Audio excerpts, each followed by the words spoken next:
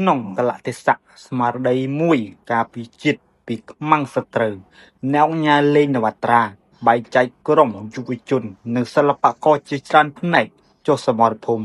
រៀបចំស្បៀងអាហារត្រីងៀតគាំទ្រកងទ័ពនិងជនភៀសសឹក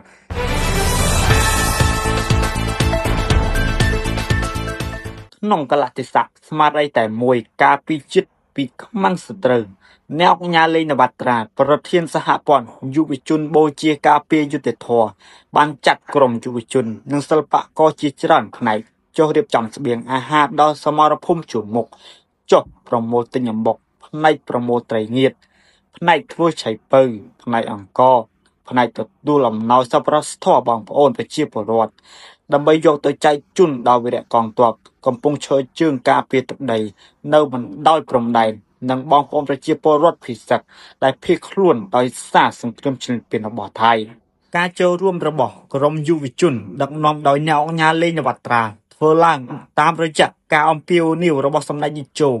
នាយឧត្តមសេនីយ៍ផុតលេខផ្កាយមេ5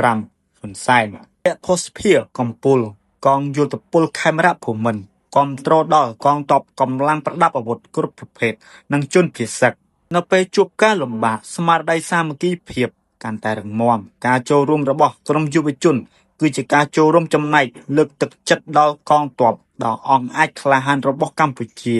ដែលកំពុងឈរជើងជាប់ជាប្រចាំដើម្បីការពារបូរណភាពទឹកដីនៅតាមបណ្ដោយព្រំដែនកម្ពុជាថៃ